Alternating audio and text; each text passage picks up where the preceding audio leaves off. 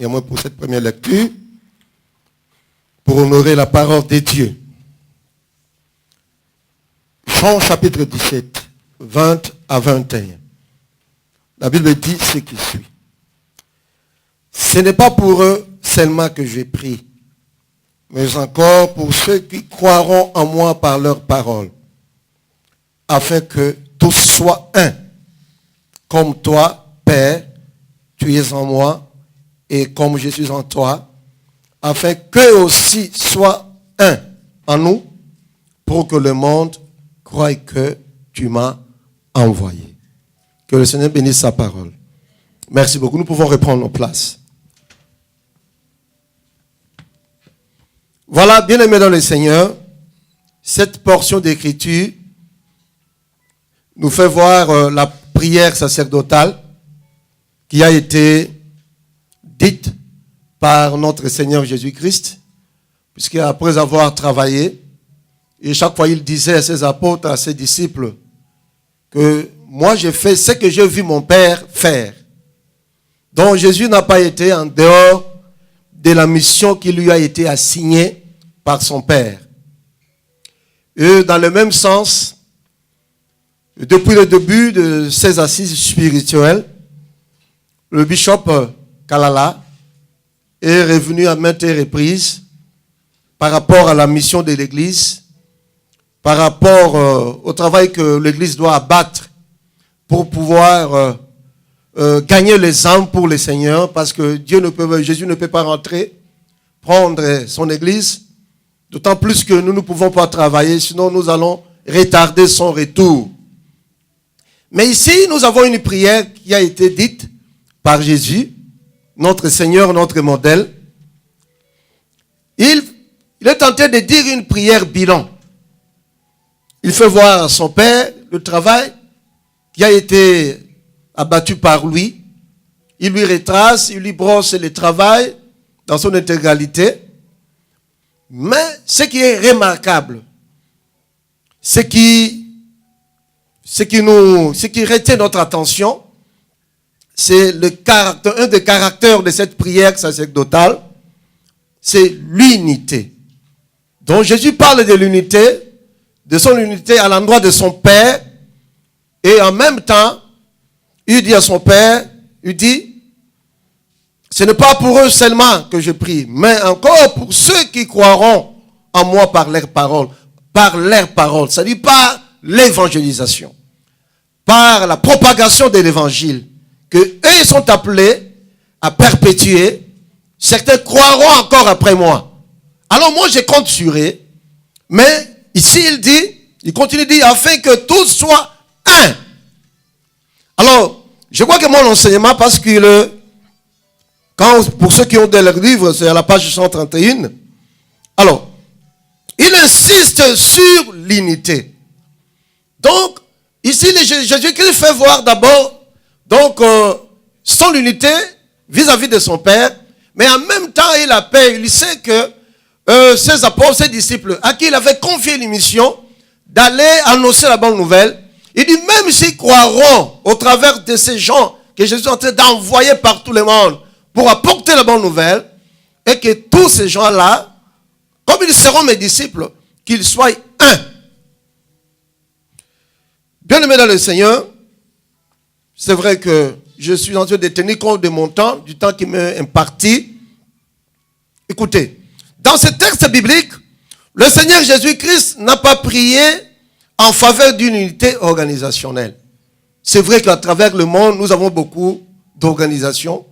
Vous allez trouver association des pasteurs, de l'Église Zambour, association de tel, association des pasteurs sans frontières, et ainsi de suite. Comme les médecins des médecins sans frontières, bien sûr, une organisation internationale.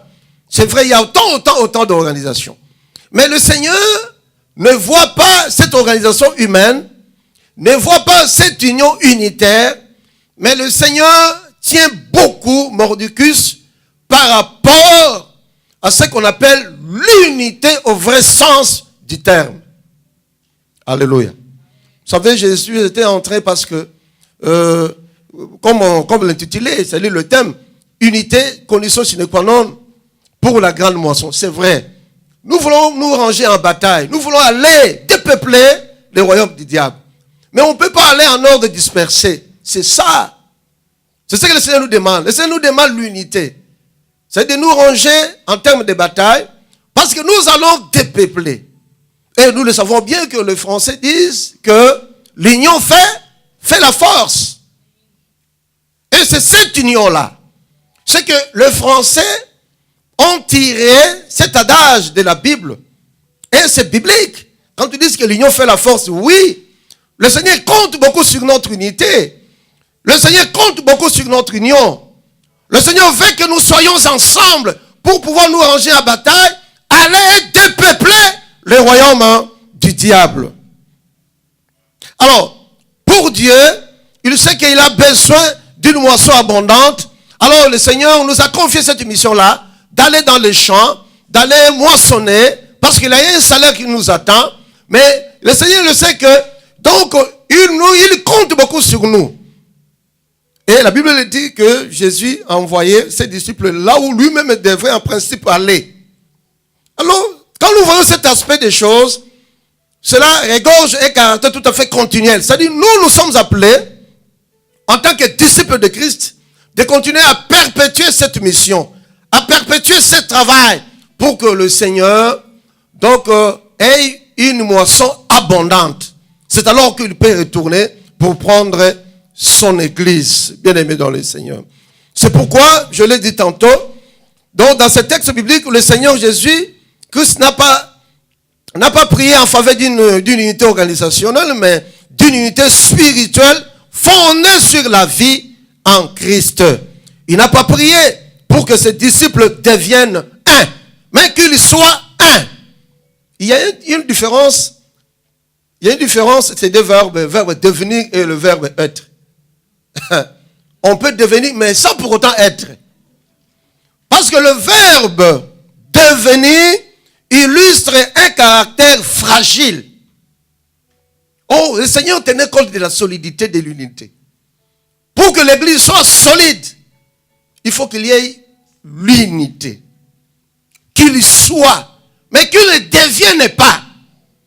Alors le verbe devenir, quand je suis en train de fouiller le dictionnaire, alors on dit le verbe devenir illustre un caractère fragile, souvent lié à une organisation humaine dans laquelle nous trouvons l'hypocrisie. Un commentateur dit ça. Je suis en train de fouiller. Ce commentateur dit, mais le Seigneur n'a pas parlé de devenir, mais il a utilisé le verbe être. Parce que le Seigneur voudrait qu'il sait que l'union fait la force, l'unité de l'Église va l'aider à retourner. Alors l'unité de l'Église va aider tout le monde à aller dans le champ de bataille, dans le champ, pour pouvoir dépeupler le royaume du diable. C'est ainsi que le Seigneur ne dit pas, je prie afin qu'ils deviennent un, mais qu'ils soient un. Le Seigneur n'utilise pas le verbe devenir, mais le Seigneur utilise le verbe être. Écoutez ce que ces commentateurs ajoutent. Il dit, le Seigneur n'utilise pas le verbe devenir, mais il utilise plutôt le verbe être. Alors le verbe être illustre l'efficacité d'une relation basée sur l'amour pour une continuité sans faille. Alléluia. Et vous savez, quand il n'y a pas l'unité dans l'église, parce que nous allons moissonner, le Seigneur a besoin d'une moisson abondante, et le Seigneur ne peut pas revenir parce que on nous a parlé ici de la conversion de la totalité des païens. Le Seigneur a besoin qu'on lui amène une moisson abondante. Alors ici, quand il dit le verbe être illustre l'efficacité d'une relation basée sur l'amour pour une continuité sans faille. Quand on dit une continuité sans faille, ça dit il y a une mission à accomplir. Il y a un travail à abattre. Donc nous avons un travail, une tâche à remplir. L'église a une mission. Et cette mission est noble. Et le Seigneur compte beaucoup sur l'église. Donc, en d'autres termes, le Seigneur compte beaucoup sur nous. Bien-aimés dans le Seigneur, en fouillant dans mes recherches, je me rends compte qu'il y a au moins plus de 500 versets même si on n'utilise pas le mot un dans ce verset-là, mais néanmoins, plus de 500 phrases, plus de 500 versets dans la Bible. Quand vous commencez de la Genèse à l'Apocalypse, le Seigneur revient toujours sur l'unité, revient sur l'unité. Et chaque fois que même Israël a été emporté, a été déporté, parce qu'il n'y avait pas l'unité, les gens n'avaient pas écouté ce que les prophètes amenaient comme la révélation, comme la volonté de Dieu, comme ainsi dit l'Éternel. Alors il n'y avait pas d'unité, c'est qu'il y avait la division. Alors là où il n'y a pas d'unité, c'est que la division règne. Alléluia. Alors écoutez, en matière de communication, nous retrouvons le mot un. Parce que si le Seigneur parle de un, vous allez trouver, même dans un des versets que j'ai découvert, en fait, que j'ai pu quand même retracer, dont nous avons 2 Corinthiens chapitre 16, verset 14, pour aller plus loin. Écoutez, la Bible dit ce qui suit. Que la grâce du Seigneur Jésus-Christ, l'amour de Dieu et la communication du Saint-Esprit soit avec vous tous. Vous voyez? Que la communication du Saint-Esprit soit avec vous tous. Ici, nous avons le mot communication. Dans le mot communication, vous avez le mot un. Or, le Seigneur sait que pendant le temps de la grâce, c'est le temps du Saint-Esprit. C'est pourquoi le Seigneur utilise le mot communication. Or, dans le mot communication, nous avons le mot un. Dans le mot communauté, nous trouvons le mot un. Dans le verbe communier, nous avons le mot un. Dans le mot unité, nous avons le mot un. Dans le mot communicationnel, nous avons le mot un. Dans le mot commun, nous avons le mot un. Alléluia. Et le Seigneur tient compte à cela. Le Seigneur tient beaucoup compte à cela, bien-aimé. Donc, pour la grande moisson, le Seigneur ne nous appelle pas à devenir, mais à être un. À vivre dans l'unité. Vous savez, l'unité, c'est vrai. Nous venons de dire que les Français disent que l'union fait la force, ça c'est vrai. Parce que même dans le mot union, il y a le mot un là-dedans. Alléluia. Il y a le mot un dedans. Alors, c'est que le Seigneur sait que sans unité, il n'y a pas moyen d'aller gagner les hommes ensemble pour lui. Donc Jésus lui-même, dans sa relation avec son Père, cette relation a été caractérisée par l'unité. Et il souligne la même chose par rapport à ce que l'Église doit vivre. Oui, l'Église doit continuer, doit perpétuer le travail que lui avait déjà commencé. L'Église perpétue ce travail. Mais comment? Est-ce que c'est dans la division ou bien c'est dans l'unité? C'est pourquoi vous voyez, partout où nous tenons Moisson 2000, nous n'avons pas besoin de dénomination. C'est pourquoi quand on nous dit, voilà, chez nous, nous allons organiser, nous allons tout prendre en charge, et ça c'est vrai. C'est vrai que nous avons besoin que les gens quand même contribuent à ce travail, apportent leur concours d'une manière ou d'une autre pour que ces assises réussissent. Gloire à Dieu. Merci beaucoup. Mais nous tenons plus compte de la diversité. Vous venez peut-être de Bethel, l'autre vient peut-être de la résurrection, l'autre vient peut-être de l'EPV, l'autre vient peut-être d'une autre église, ça c'est vrai. Mais Moisson 2000, donc parmi ces caractéristiques, ce qu'elle vient prôner, c'est l'unité. C'est la diversité dans l'unité afin d'aller dans les champs de bataille. Oui, la diversité existe. Parce que je l'ai dit quand je parlais sur la place des collaborateurs, des leaders et des collaborateurs dans la grande moisson. J'ai dit ceci, j'ai dit, vous pouvez avoir 10 leaders, 10 visionnaires. Moi, c'est vrai que les visions se diffèrent. Oui, c'est la diversité, mais dans l'unité. Chacun présente sa mission. Il dit ce que le Seigneur lui a assigné comme mission. Mais le Seigneur, oui, la diversité existe, ça c'est vrai. Mais cette diversité, le Seigneur en appelle à l'unité. Parce que nous avons le même Seigneur. Autrement dit, nous travaillons pour le même patron. Donc c'est ça.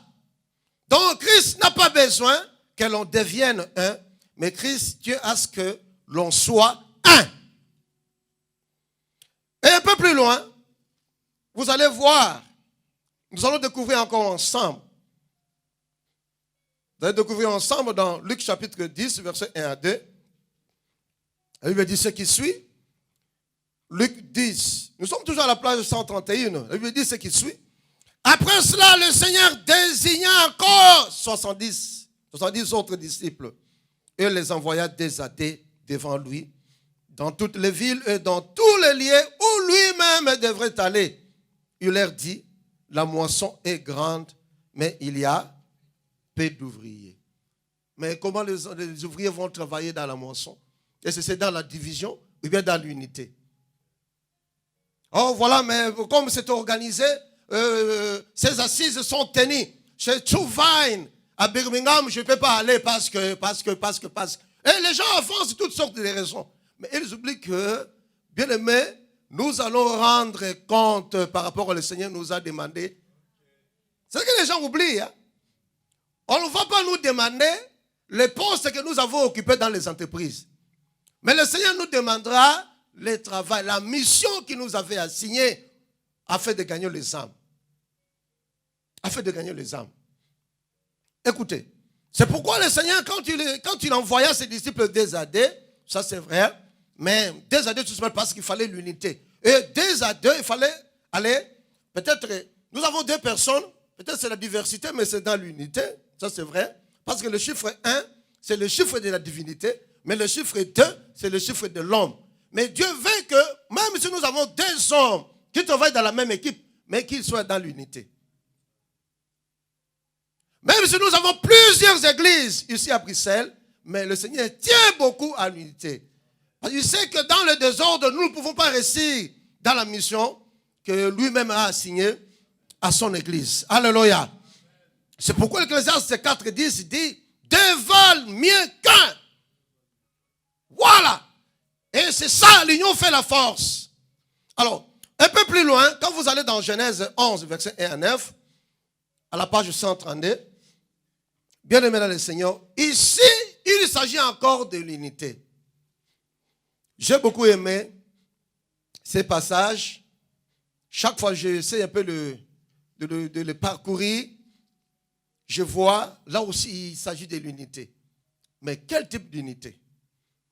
Genèse chapitre 11, nous sommes là, à la page 132. La Bible dit, toute la terre avait une seule langue et les mêmes mots. Comme ils étaient partis de l'Orient, ils trouvèrent une plaine au pays de Shinéar et ils y habitèrent. Ils se dirent l'un à l'autre, allons, faisons des briques et cuisons-les au feu. Et la brique leur servit de pierre et le bitume leur servit de ciment. Ils dirent encore, allons, bâtissons-nous une ville et une tour dont le sommet touche au ciel. Ah, ils disent, et faisons-nous un nom afin que nous ne soyons pas dispersés sur la face de toute la terre. Je me limite là-bas parce que c'est une longue lecture. Vous allez continuer à lire. Néanmoins, pour ceux qui ont leurs livres, vous allez lire. Écoutez, bien aimés. Parce que ici, avant de terminer, je vais parler des trois piliers.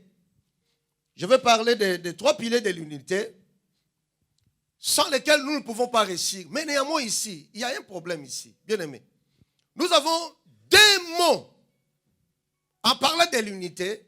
Lors de la construction de la tour de Babel, il y a deux mots qui nous interpellent ici. Il y a le mot langage, langue, et le mot langage. Tu veux bien? On dit au début, la terre avait une même langue et les mêmes mots. Tu veux bien? Ces gens étaient dans l'unité. Même Dieu lui-même était étonné de voir leur capacité à s'unir pour pouvoir travailler. Mais Dieu était incapable de les disperser. Il dit, mais non, ce n'est pas possible, cette unité. Malgré que Dieu, sa volonté était que la terre soit remplie. c'est vrai que la terre soit remplie. Mais ce que j'ai aimé ici, c'est quoi? Ces gens se sont dit dans l'unité. Dans l'unité. C'est que dans l'unité, l'Église est capable de faire de grandes choses.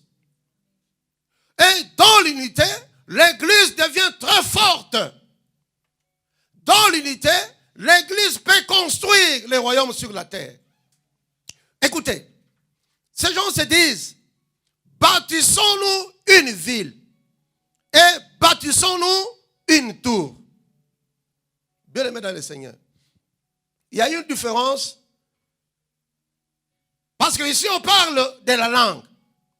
On le dit bien que la terre avait une même langue et les mêmes mots. Suivez très bien. Et les mêmes mots. Vous allez voir ces caractères. L'unité. Ici, nous avons, c'est l'unité qui nous attire ici. C'est l'unité qui retient notre attention. Et quand on dit la terre avait une même langue, avec les mêmes mots, ces gens se sont dit, dans l'unité, c'est que dans l'unité, quand l'Église, quelles que soient nos dénominations, quand nous allons nous décider de nous unir pour aller de l'avant dans le cadre de l'œuvre de Dieu, le Seigneur va nous accompagner et nous allons faire de grandes choses. Mais ce que j'ai aimé ici, c'est quoi? Ces gens se sont décidés dans l'unité de construire une ville. Une ville, c'est l'image de l'œuvre de Dieu. Mais ces gens ne se sont pas limités là-bas. Ils se sont dit, oui, dans cette unité, nous allons construire une ville, mais dans le même élan, nous allons aussi construire une tour.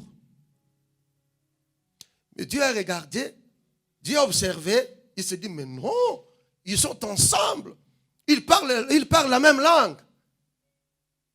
Mais je voulais vous dire une chose importante, bien aimé, avant d'aller encore plus loin, parce que les minutes qui me sont imparties, c'est graines. Alors, ils se disent, nous allons construire une ville. Construire une ville, c'est le fait d'accomplir l'œuvre de Dieu. C'est le fait d'accomplir l'œuvre de Dieu. Ça, c'est construire une ville. Mais ils ne veulent pas se limiter là-bas. Parce qu'ils savaient que dans leur unité, ils peuvent aller très loin.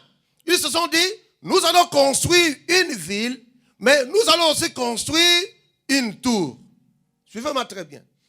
Ici, nous avons deux mots qui retiennent notre attention. Nous avons le mot langue et nous avons le mot langage. Tout le monde peut parler une langue, mais tout le monde ne peut pas parler un langage. Alléluia. Une langue, avec une langue, si nous parlons la même langue, nous pouvons construire une ville. Nous pouvons travailler à l'œuvre du Seigneur.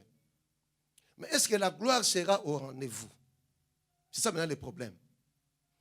La ville de Bruxelles est symbolisée par une tour que vous appelez Atomium. Et la ville de Paris, Tour Eiffel. Et la ville de New York,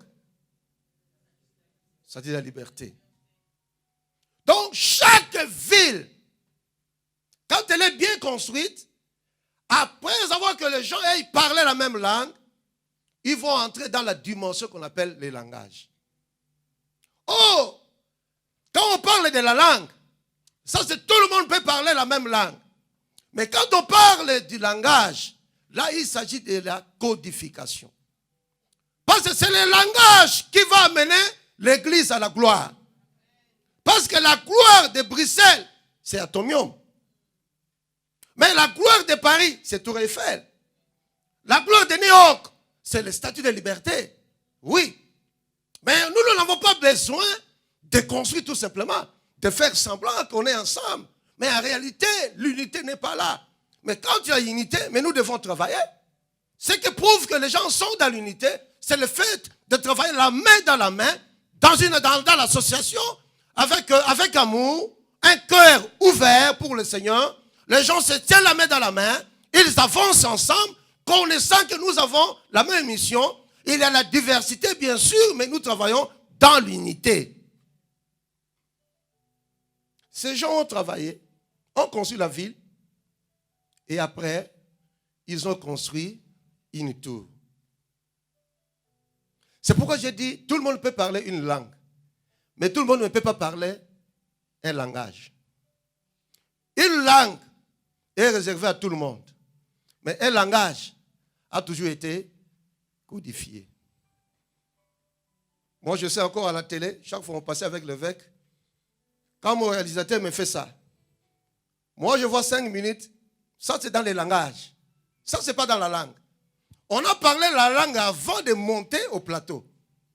L'évêque dit, nous allons parler sur tel thème. Voilà, est-ce que tu as préparé des questions? Voilà, papa, voilà les questions. Ok, si tu peux ajouter ça, tu peux ajouter ça. Déjà, le réalisateur est avec nous. Ça, au niveau de la langue, on s'entend bien. Ah, papa, évêque, vous n'avez pas combien de temps? Alors, on va commencer où? La première personne, on va poser la question, c'est qui? Surtout si je reçois 2 invités sur le plateau. Une fois, je suis devant la caméra, je n'ai plus besoin de dire à mon réalisateur, mais comment, mais ça va là-bas? Non, j'entre déjà dans les langages. Alléluia. La langue est parlée avant, mais le langage, ce n'est pas réservé à tout le monde. Le langage est réservé aux adultes. C'est pourquoi Jésus a besoin, parce que l'unité, c'est la condition sine qua non pour la grande moisson.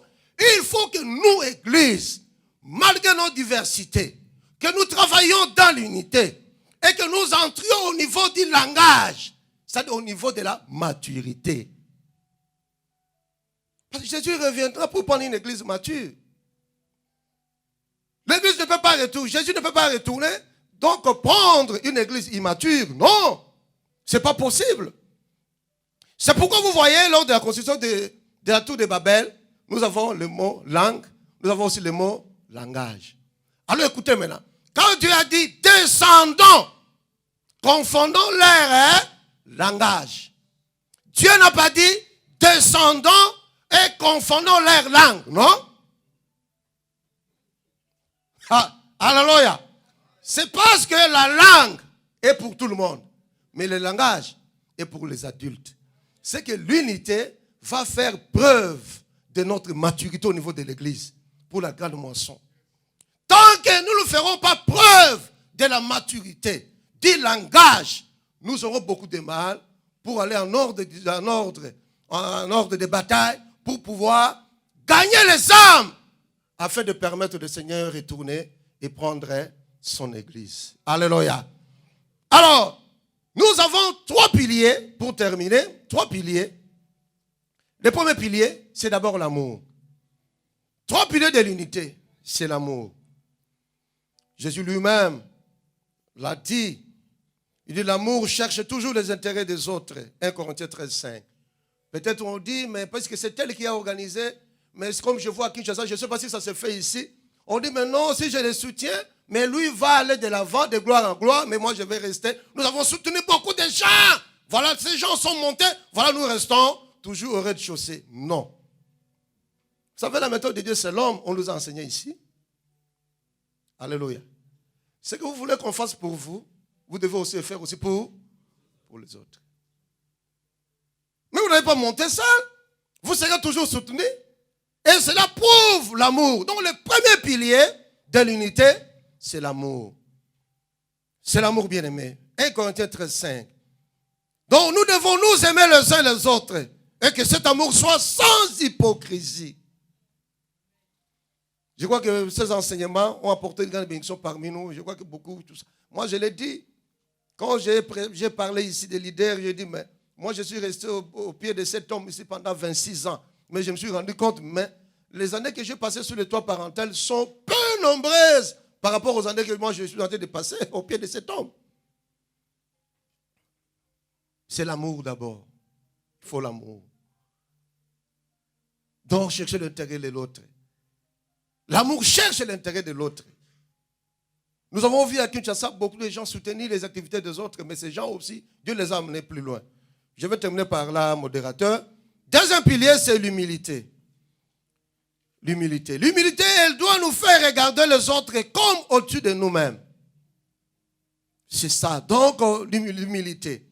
Et pour garder l'unité, nous devons œuvrer dans l'humilité à l'égard des autres, en les considérant plus importants que nous-mêmes. Philippiens 2, 3. Et le troisième pilier,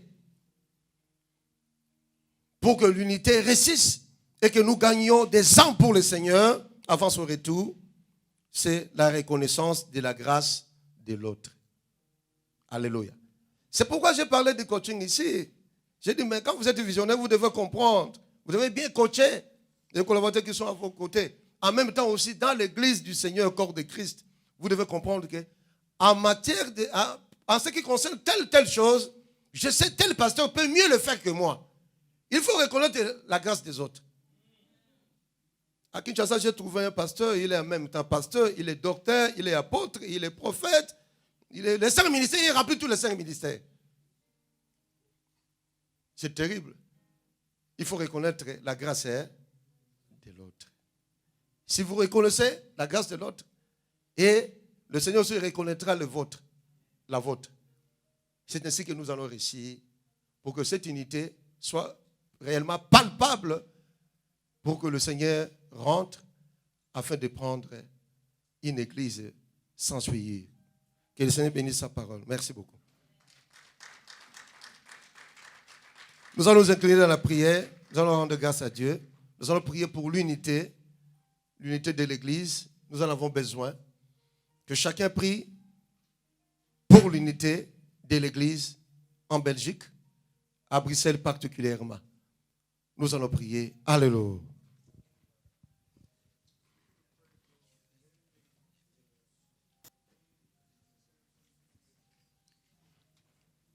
Prions pour l'unité de l'Église.